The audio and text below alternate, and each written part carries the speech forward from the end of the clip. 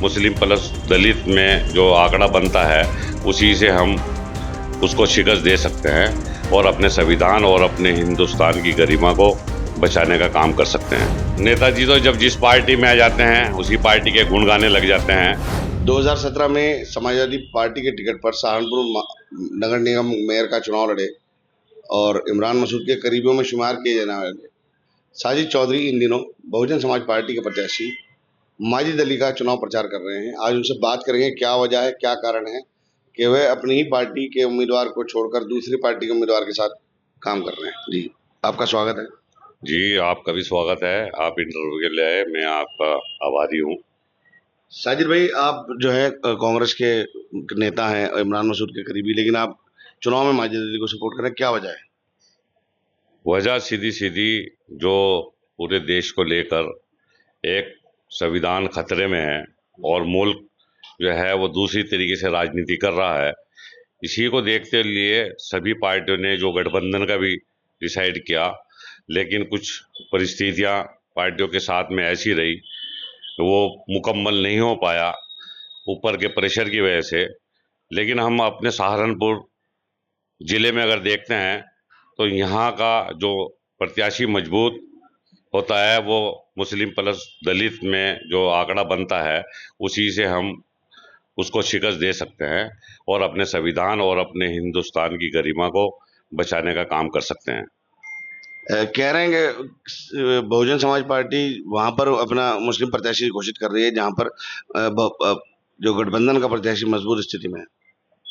देखिए, कहने वाले को तो हम रोक नहीं सकते, लेकिन जो भी टिकट का बंटवारा हुआ उससे ये साबित होता है कि जहाँ पे अधिकतम मुस्लिम है, मुस्लिम प्लस दलित हो के भी बीजेपी पार्टी को शिकस्त दी जा सकती है। तो इसीलिए ये पब्लिक के ऊपर कुछ ध्यान देने वाली बात है कि हमें बड़ी लड़ाई लड़नी है। तो इस वजह से जो है उसने अपनी पार्टी को देखते हुए, जहां उसका प्रत्याशी मजबूत है, मुस्लिम प्लस दलित का आंकड़ा जीत साबित कर सकता है, तो उन्होंने इस तरीके से टिकट वितरित किए। बाकी समाजवादी पार्टी को देखिए आप, जहाँ पे मुस्लिम बहुमूल्य है वहाँ भी उन्होंने एक गैर समुदाय को वोट देने का काम किया। कोई बात नहीं, पब्लिक डिसाइड करती है कि इसको कहाँ पे जिताना है, ये पब्लिक का विषय है।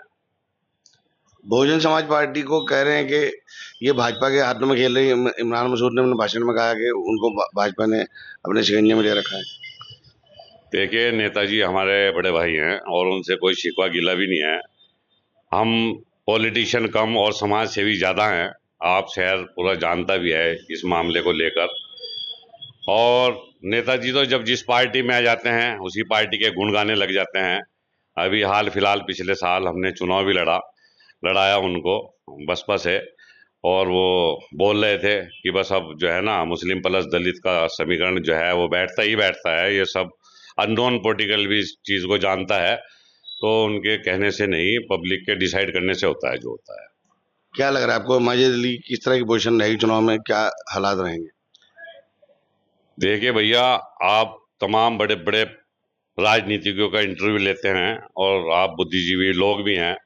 जहाँ तक मैं समझता हूँ सहारनपुर ज़िले का जो भी रिजल्ट रहा है, अगर हम इन फ्यूचर का रिजल्ट निकालने के लिए अपने पूर्व में जाते हैं तो हमें लगता है मंसूर अली खान हमारे सांसद रहे, वो बसपा प्लस मुस्लिम से बने।